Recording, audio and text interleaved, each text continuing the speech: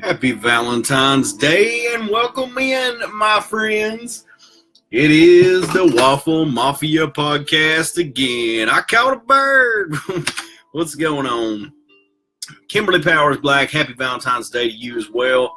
You and Mr. Black. What's up, Dano Lamano? Welcome in. Ruddy Rudd. What's happening, Ruddy Buddy? Vaughn Eric Ratliff. What's going on, good sir? Mr. Wilson. It is a Valentine's Day edition of the Waffle Mafia podcast. I appreciate you guys coming out, hanging out with me, doing what we do. This is the only place to get together with the Waffle Mafia, fools. So we do our weekly podcast. Try to do that on Wednesday nights. Of course, tonight happened to fall on a bit of a holiday for some. So with that said, we try to keep the theme of the podcast sort of going along with what's going on. So for the lovebirds, we're going to get randy, baby, with King Randor. Let's get that pause for the cause. My beautiful alphabet mug.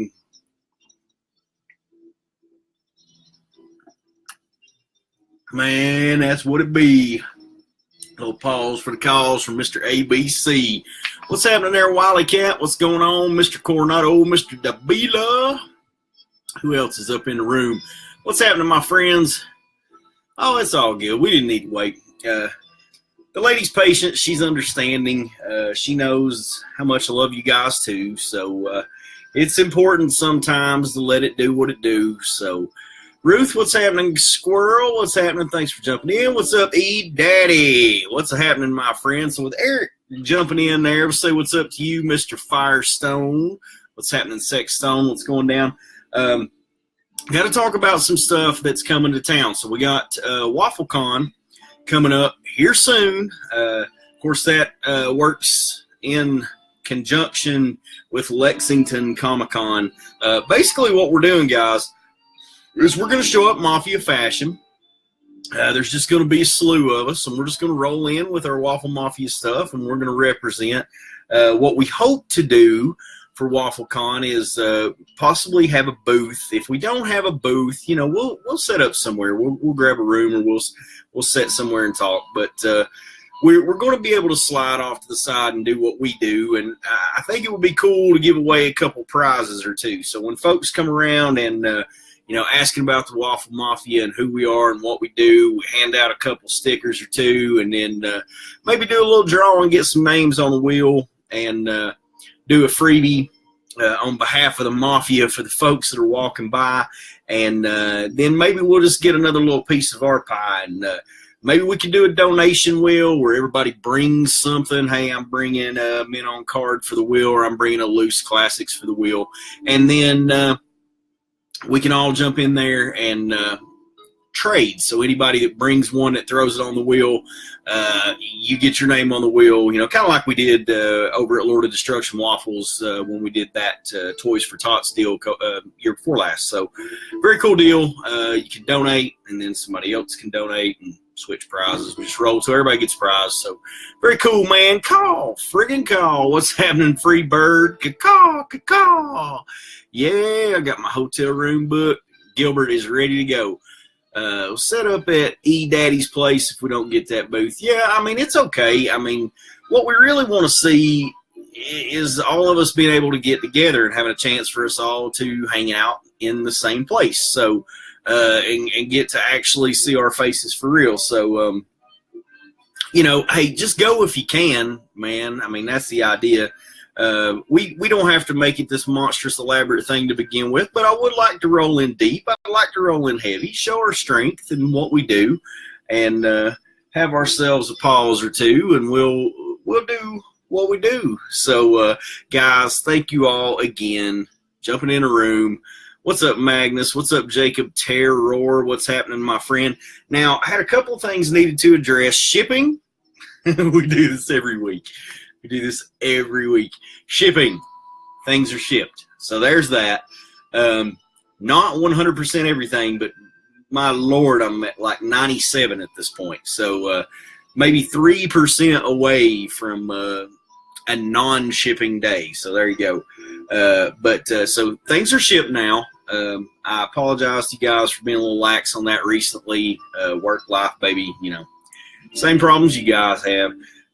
But the shipping is done. Now, also, we needed to address these podcast spots. There's been some podcast spots where I've owed you guys spots for being in a podcast, and I hadn't got you in. So I do have those podcast spots set aside. I'm going to do a separate wheel for that. I know we talked about doing it last week, but I'm going to do it this week for Thirsty Thursday. So we'll have that extra little deal there for all those folks. And then, of course, anything that's happened this past week, anything major in the community. Of course, we got the news on David Goyer no longer being a part, or let's don't say no longer being a part of the film. Let's say no longer being the producer of the film or the writer of the film. He's still executive producer, so he still has his hands, and from what I understand, they're still sticking with the script that they have. So really, Goyer's touches are all over it. So, but it is good news at least to see that maybe he will not be in it in the same capacity after seeing that mech disaster. So there's my touch on that. I've talked about it a couple different times, but we did want to at least talk about things that happened in the week. So that was interesting news that went down this past week. Mech suits for everybody, man. All around. Y'all know what it be.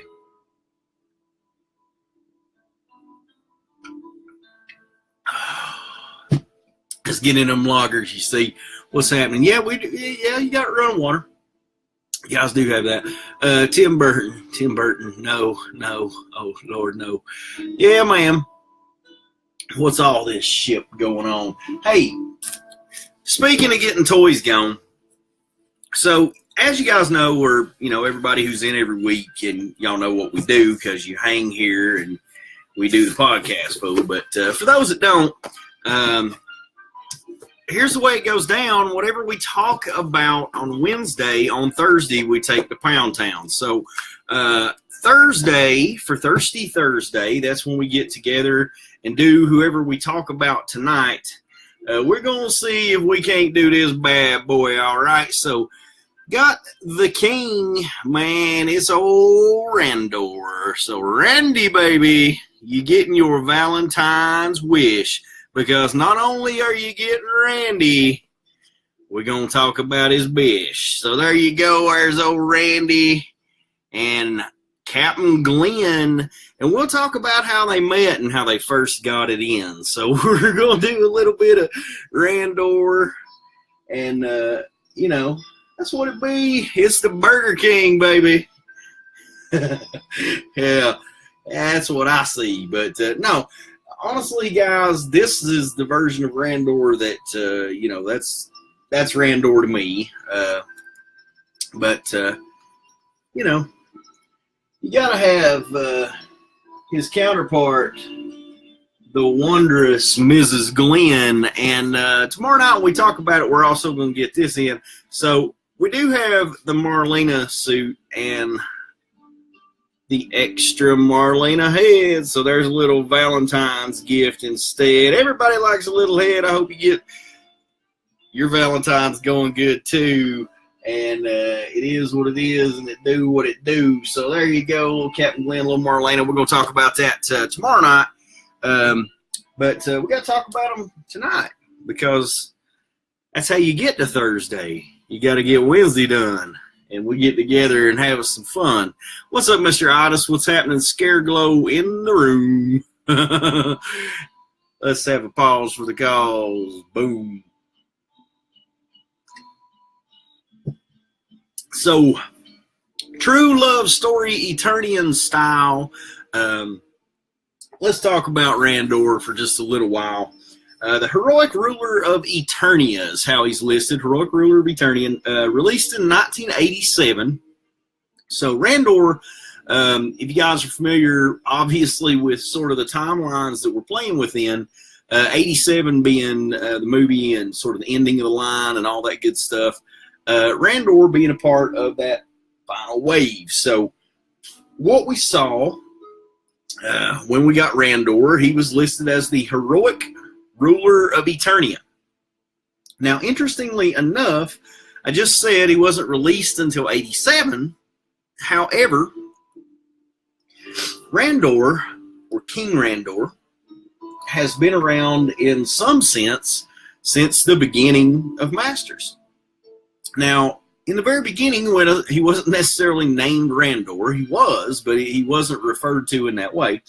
But we go all the way back to 82, you say. So, like the Sorceress, Randor is another one of those figures who was a part of the line that was mentioned very early on in the canon and was tied into a lot of stories, and a lot of things had to do with that character, but we actually didn't have a figure for that character until much later.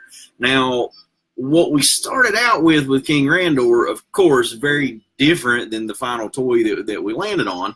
But as you guys know, we've been listening to the podcast. If you guys have joined me here for this Madness Weekly, you know that it very rarely did work like that, though. I mean, they started with an idea, and along the way, we ended up with a different toy for which we played, because we've had all these different prototypes. We've had all these different designs. We've had Bug Man or Bug Off. We've had, just all these different concepts of things, Iron Jaw.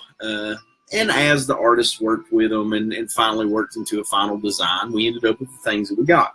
In some cases, we can draw a pretty good, understanding of why things went in the direction they did, but none of that really mattered that much when you was an 80s kid, because the stuff was just magical. I remember getting Randor. It was another one of those deals. I've talked about it before. In my town, we had Maloney's, and Maloney's was a box store, kind of like Magic Mart. We had a Magic Mart too, which is where I did pick up most of my Masters when I was a kid. But you go to Maloney's, they had some stuff that maybe Magic Mart didn't.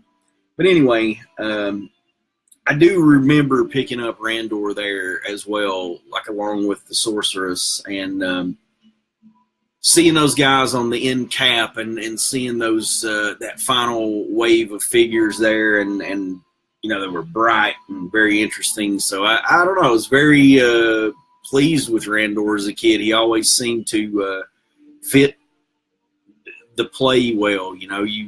You had your castle, you had He-Man. Well, now you finally had the king that He-Man needed to defend. And not only did you have a king, but you had a king who was pretty badass, and he could help He-Man whoop a little bit of ass. So, it was one of those things where you got a figure that was muscular and buff just like the rest. So, if he's the king, you got to put him to the test. And very different, though, from where we began. So let's roll it on back, and we'll talk about that, friends. So Randor, again, origins found one of the very first places that we find Randor, and it's where we find a lot of stuff, really, as far as the fleshing out of the characters and who they become. Is the 82 DC Comics. So the 82 Motu DC Comics is where we actually find the origin for Randor. And his being a little different than others, he was featured in Fate is the Killer. So that was the name of the 82 DC Comics. That was the earliest depictions of Randor and Queen Marlena. So it did feature both of them. However, they didn't have names. So they were unnamed. They didn't actually list their names in those tellings. Let's see, let's check in and see what everybody's saying. Yeah, man, that cost some twins. I need Glenn. BK Whopper, what's going in? All right, there we go. So catch up on the comments. I try to interact with you, man, while we're doing this thing, but it's hard to read. Johnson needs glasses, brother. But let's pause for the cause. Little Waffle Mafia mug there, y'all.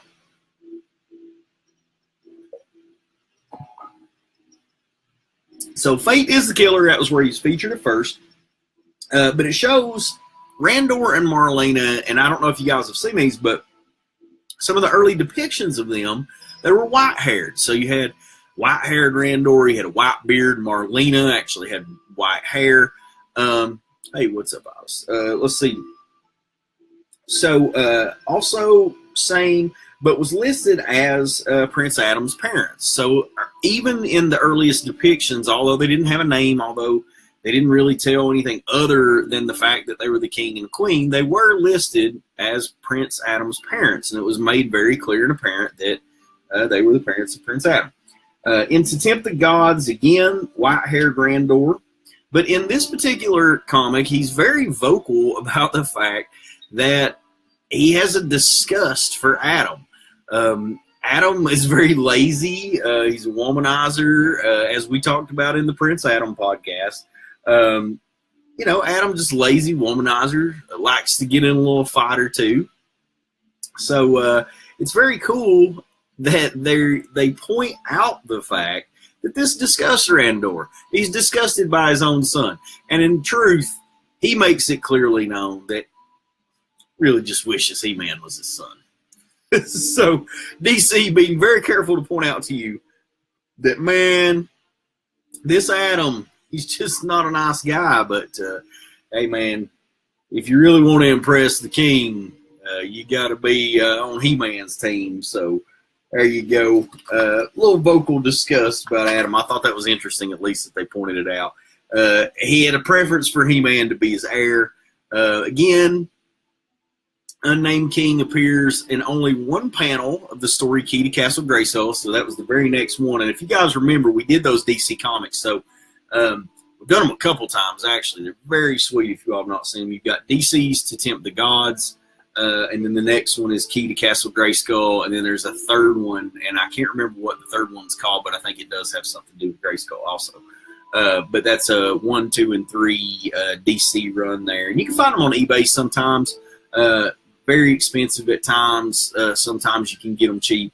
You really just, those are the kind of ones that I try to get for you guys, and you just really have to sit on them a while and kind of scope them out and pick them off when you can. So there's that with the DCs. Now, in 82, Michael Halpern wrote the Motu Bible. So there's this Motu Bible that is sort of a guide or a background guide of all the characters and explain the figure guide. Here is the first time that we actually see a name and a backstory for the king. So this is where we have the actual name listed as Randor. We have a backstory for the king and where he came from. And what I find interesting in Randor's backstory, it gives the backstory for him meeting Marlena. So as you all know, maybe some of you don't, and no shame in the game if there's some Motu facts you don't know, because guys, I don't have all the knowledge either.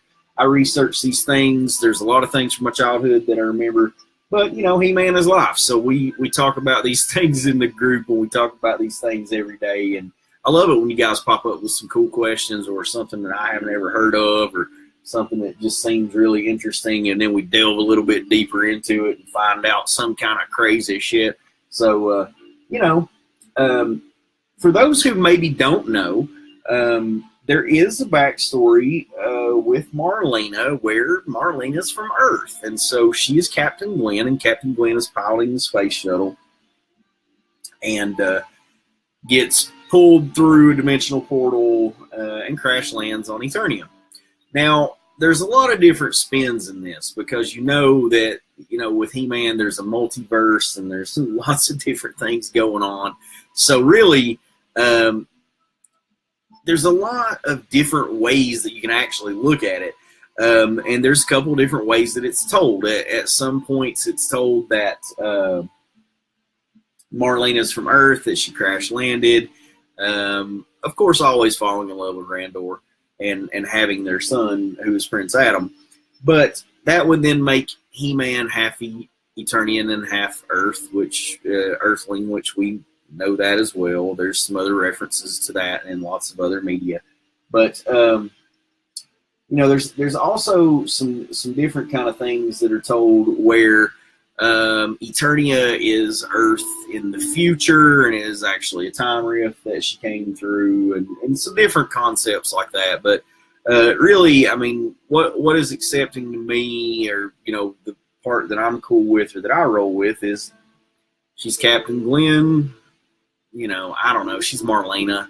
She's Queen Marlena. It doesn't really even have to go any deeper than that for me. If you're a Filmation fan, obviously, get down with Captain Glenn and the idea of her coming from Earth. There's also ties in with Evil Lynn that we talked about last week in the podcast, Evelyn Powers. So her also being a scientist on the ship. So, there is some tie-in, and the canon can go whichever way you like for it to go. But so what you end up with this Super 7 figure, bro, is you get Captain Glenn in her spacesuit, which is really awesome.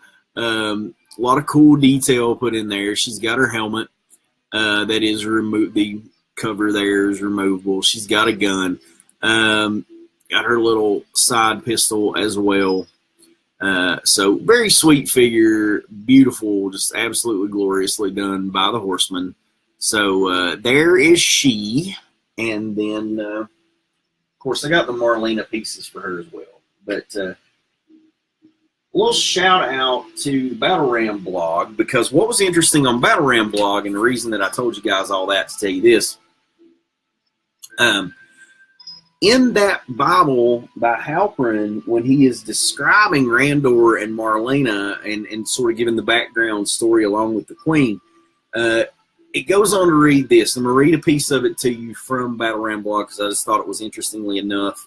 And just this one little piece, I'm going to grab you two little snippets out of it, and then we'll just stop it there. But Marlena staggered to her feet and lurched to the captain's chair. She called out to the others. No one answered, and when she looked, only the spacesuits remained mute, empty, and wrinkled. Little time remained to brood as the shuttle shot into the Eternian lawn sphere, glowing red, yellow, and white. She nosed the craft up and bounced off the layer of air, slowing the vehicle for a smoother re-entry. Marlena couldn't spot any runways for the shuttle, so she aimed the ship at the only clear spot she saw, a long meadow and a lush green valley. So right there, okay, I just want to make a point about this. Long, lush green valley. Not futurized mech battle stations. There was no runway. There was no computerized runway. No flashing lights. Her ship was the most advanced thing that there was, and yes, it probably had 2 guns on it. It didn't have 12 guns on it. But either way. Okay, moving on. Eternia is lush and green. It is not a desolate wasteland. I almost dropped the F-bomb on the podcast. That would have been good. Okay, so the spacecraft hit the ground. Its landing gear crumpled on impact, and it sank to its belly, skidding, pitching, and crashing to a wrecking stop. Unconscious, Marlena wouldn't know the helping hands pulling her out of the wreckage and carrying her to the royal palace of the reigning king of Eternia, the young and handsome Randor. So it goes on to let us know here that Marlena was the most beautiful thing that Randor had ever seen. Absolute Eternian love story. Couldn't be more appropriate for our Valentine's Day podcast.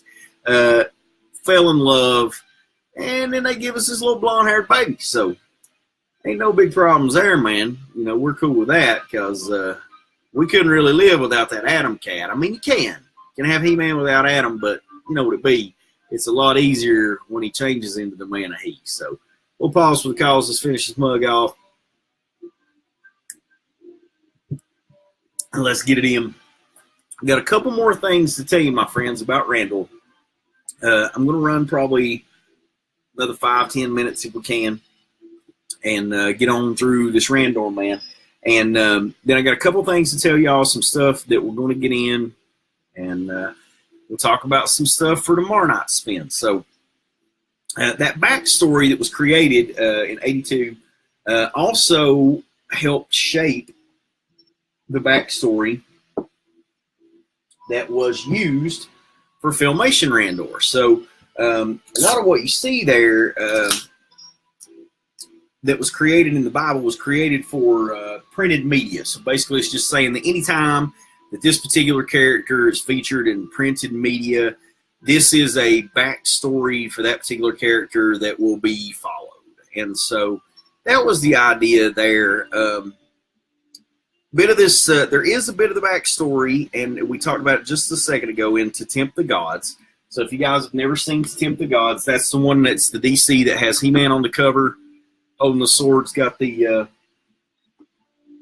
shield. Oh, so glorious.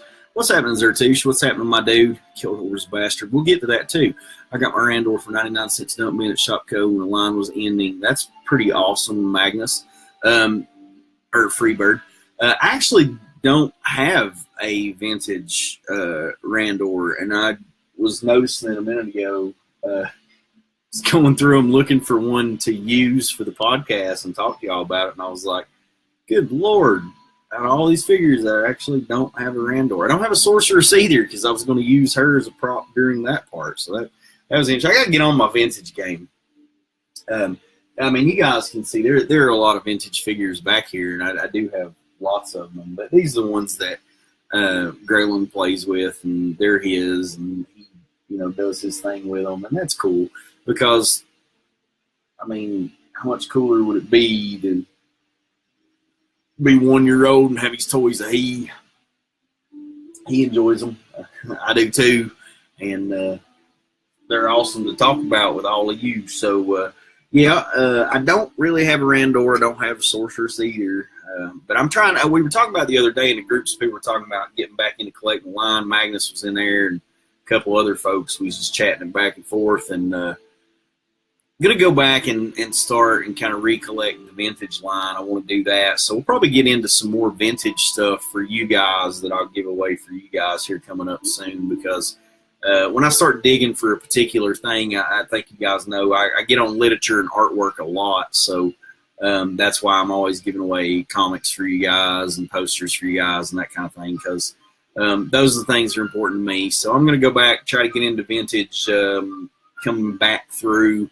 I'm not really a minnow card guy. I like to actually play with the toys, enjoy the toys, Hummel. So I'm more of a loose collector myself. I like them loose, and especially on Valentine's Day. Let's have a pause for the calls and watch what I say, because it could be a very lonely night.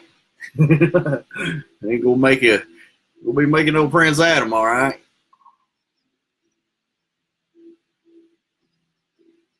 So there's that pause for the cause. And here we go. In 83, we do see several instances of the Prince Adam relation, though. So they're very, it's very poignant that they point out clearly that Prince Adam is their son. So in multiple instances, we see that too.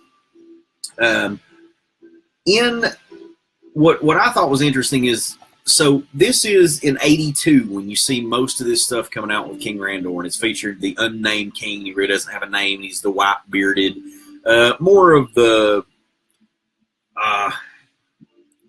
party dress Randor, the Filmation Randor, even though he's still white-bearded and white-haired. But what I thought was interesting is you see that in 82, but in 83 we got that PowerPoint Dread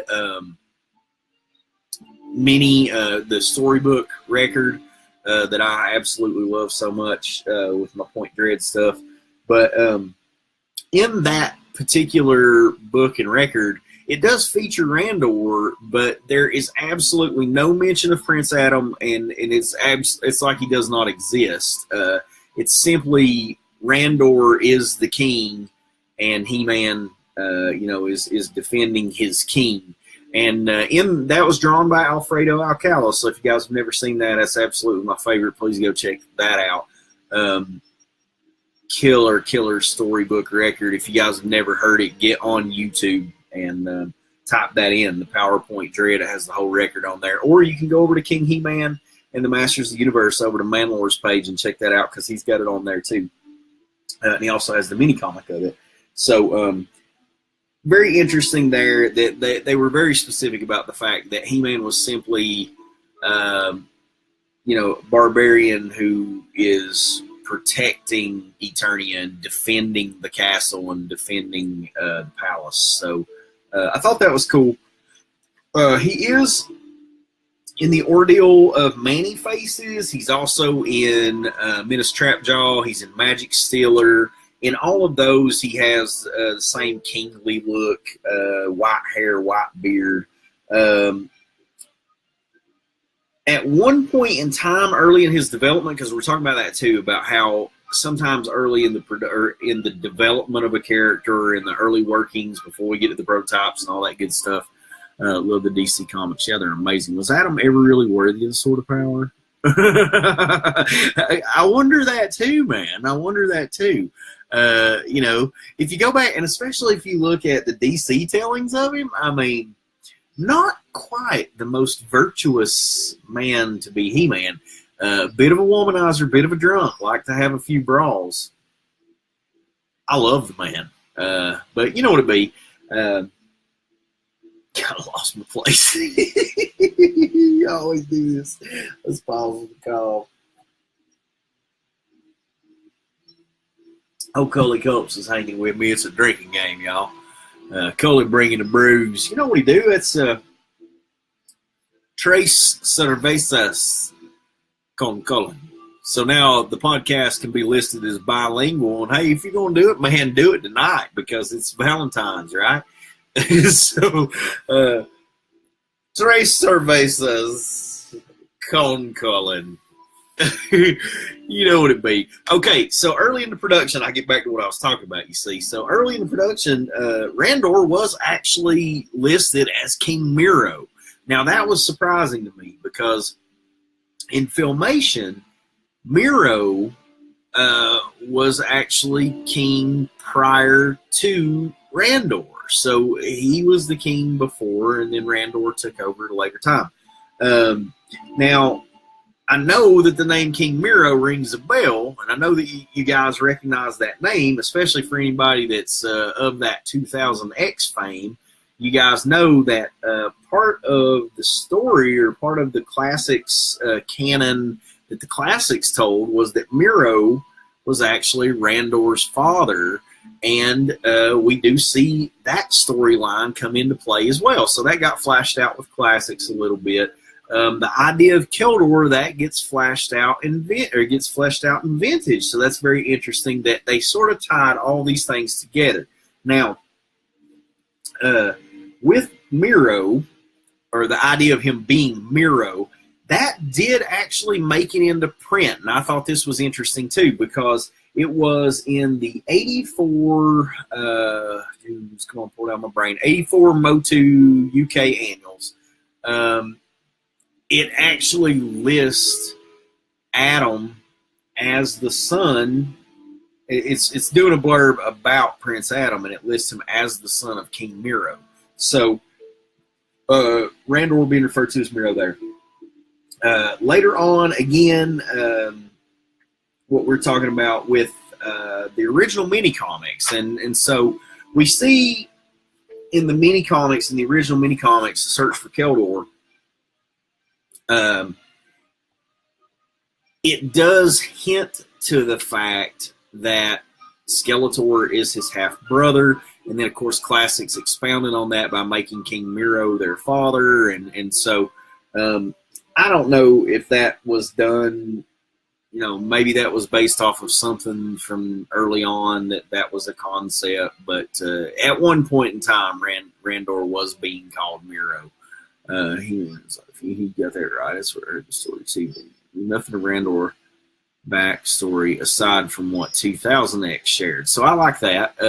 That's pretty cool. It was in the bloodline. Potential, maybe not worthy at the time. See, I agree with that because I think that they were really trying to expand the universe at that particular time, and I think some clever writers came in and said, "Hey, man, we could tie this to this and make this very interesting and that kind of thing." So I think it is interesting that, Dan, your first touch of it, or the story that is the background that 2000X provided, because that's very interesting in and of itself. Randor being captain of the guard, leading his men into battle and battling against Keldor. So the very opening scene of MYP 2000X, that's Mike Young Productions for you guys that don't know, or we'll say 2002, which is the year that was done, the 2002 Mike Young Productions. Episode 1, the beginning, absolutely freaking amazing how that beginning scene starts out, depicting Randor coming into the Hall of Elders, or in front of the council, or the Hall of Elders, Hall of Wisdom. No, yes, Johnson, God, bro. But he goes walking in, and Randor's brash in his. He's brash in the way that he comes in. He's helmeted. I think it's a very awesome look for Randor, and Rudman and I were talking about it in the comments, Ruddy Buddy, when we were right before we got this thing rolling. I love that look for that character, and so 2000X Randor, if we could ever get that from Super 7, that would just be phenomenal, because he's a youthful badass that leads the guard and leads the Eternian Guard. So although we have this guy here, and he is, to me, King Randor, he always will be, because this is the vintage figure that we got. Man, I love that 2000X a lot. So, and like Dan said, the backstory that they provide for him being a soldier, he fought alongside Duncan. You really cannot beat a lot of that MYP. But as we were talking about it, it's a more youthful King, you see. So we did get that. He was more youthful King in Filmation. He was redesigned, a bit of the Eternian Ruler, Father of Adam.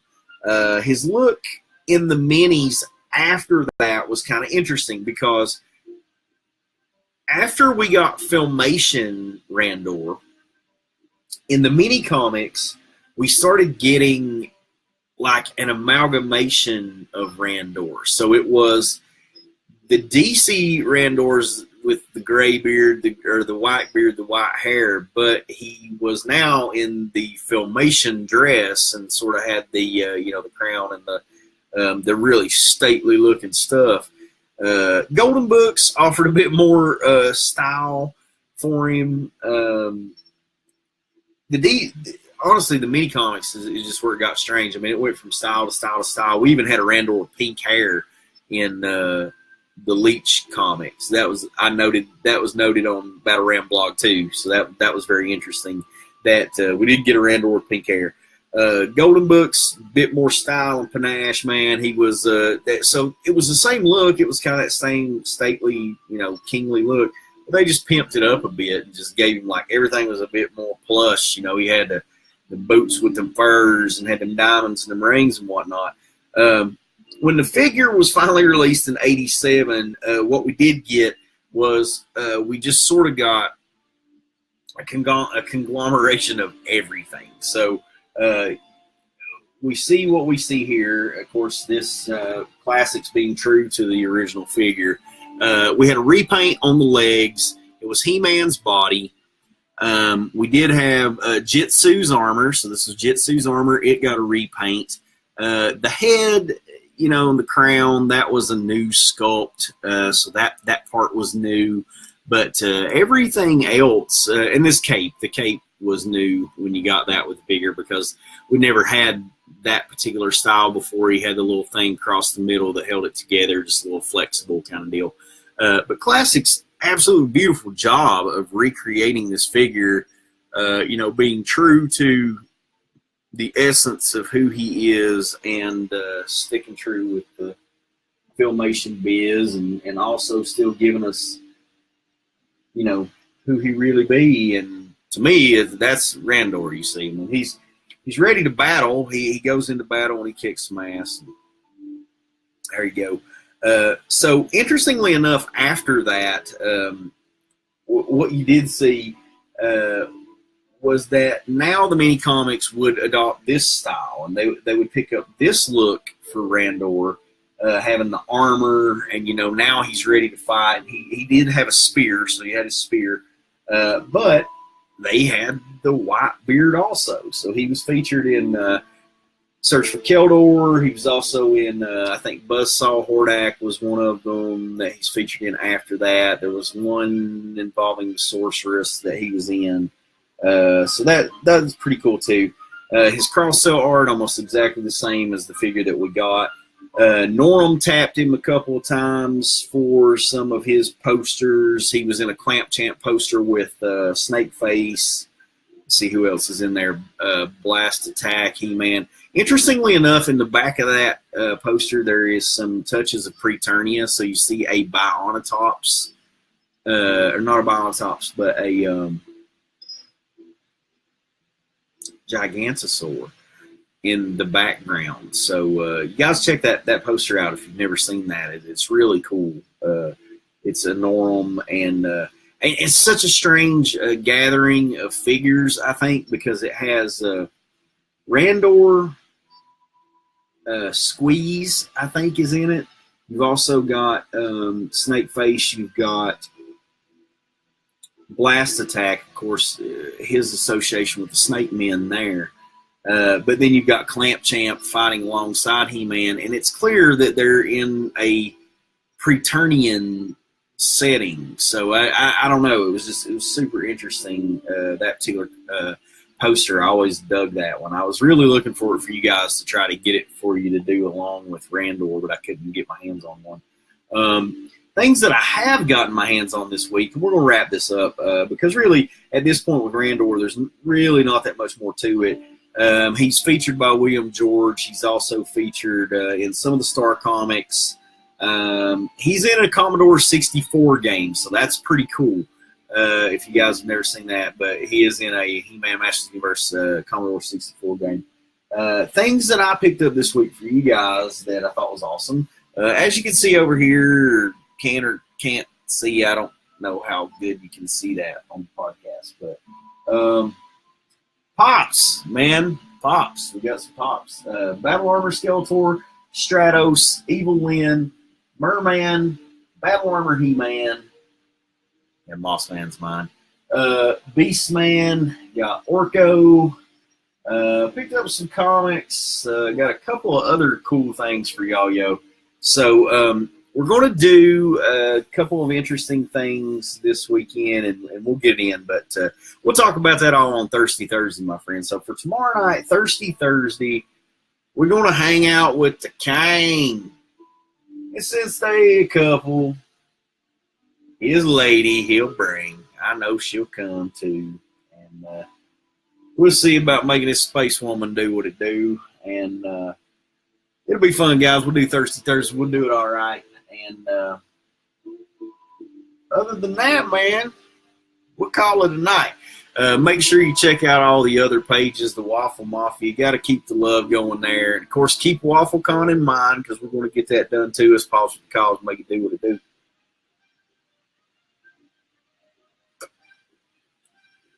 do. Lord of Destruction waffles, most powerful waffles, Law, Will, and me. And that makes up the Waffle Mafia. You see other pages, us doing what we do. We got the great unboxing and some King He-Man too. Got old Kevin Castillo over there buying and selling and trading and doing things. And Scared Glow, man. Go check him out too and enjoy that toy with that Hummel dude. And go check out his showing on the podcast last week with Brian over at Masters of the Galaxy. Did the podcast on me. Him and Johnny Myslowick do that together. I tried to get on this week too and couldn't make it, but you know what it be. And hey, big shout out to Penny Dreadful. You see, though Penny's in the group. So Penny, very awesome that you were writing those classics bios. That's just amazing, girl. I know how much work you put into things. I know how much you pour into the Masters community. So big shout out to you, Penny. And that's very cool. She was also on Brian's podcast a couple weeks ago over at Masters of the Galaxy. Make sure you check out Joey Boom Boom, the Rotten Amato, Joe Amato, the what was it? What was that? The Amato Rator over at the Great Unboxing, Mr. Joe Amato. And a shout out to Tyler Baker too. And that's at Fans of Power podcast, making it do what it do. Guys, thanks for hanging out with me. Thanks for doing the podcast this week. And things have been shipped. And now we're going to do free spots, you see. So free spots tonight for everybody who jumped in. And we'll talk about it tomorrow night and what you can win. I'm going to have a separate wheel for the last two podcasts. You guys you're in good. I'm going to roll out something interesting in the neighborhood. Now, I do have something else I want to show you guys before I go, because this is just way too glorious to keep it to myself, yo. So what we're going to do, I'm going to do a separate wheel for this. I'm going to do it like super freaking cheap. We're just going to throw down on this thing because it's awesome, and let y'all do however many spots you want to do. I don't really care. We might cap it at like 5 a person just so that it doesn't get like really crazy. We won't keep the wheel as balanced as possible because that really sucks when it gets way out of hand. But guys, I just got to show you this, man. Get on down there, web sword. Yeah, our spider. What a care. Get down, fish lips. You know what it be? Oh shit! There goes the Skeletor too. You see, trying to cuss on the podcast. All right, here we go. Make sure I don't have it upside down, yo. So there is no way I'm going to get this whole thing in the shot. But I just had to show you guys what we got. Oh, my word. Oh, good Lord. I just killed Randall. Oh, it is vinyl. This is so cool, man. This is like a vinyl print. Johnson, you're blocking it. Jesus. There's not much more I can do, but it's got Skelly, it's got Battle Cat, it's got He-Man 2, got Stratos, Jitsu. What is Jitsu? Okay, there's Clawful. They're all over there. There's Merman. There's Trapjaw, Stinkor 2. I thought it was interesting. Titus is up at the top, my dudes. Hordak and Shadow Beast. I don't know. But this sumbitch got Marzo on it, bro. This thing, I don't even know where this came from, man. I mean, as far as the gloriousness of it, the art is what I mean. I do not know who's done this art. To be quite honest with you, I don't know why, and I may be completely wrong, but it just feels like Emiliano's work. I don't know. It just, for something to me, when I open this, I just feel like maybe Emiliano done this. I don't know. But it's in a print. I don't know, honestly, who made this or whatever, but I found it. Wasn't too crazy expensive. So, there you go. But we'll talk about that sucker too, yo. So I'm going to run a separate wheel on that. I just think it would be fun to give out something that cool, man. And hell, it is probably a good 3.5, 4 foot across. So, I mean, that thing is cool. It is enough to make you drool. But we're going to pause for the calls, and I'm going to take it on out. I appreciate y'all hanging out over here at the Mafia house. We've run it a little bit over. It's been almost an hour. I'm sorry, friends, but come back for Thirsty Thursday, and I'll get y'all on the spins. We'll have a good time tomorrow night, guys. Y'all know what it be. There ain't nowhere else for a better winning chance, you see, because old Daddy spins that wheel a few times and says a few rhymes too, and you may copy us, baby, but you'll never do what we do. We're the Waffle Mafia. Thanks for coming in, and we'll see you tomorrow night for Thirsty Thursday, my friends. I love y'all. Y'all have a good evening. We'll talk to you later. Peace.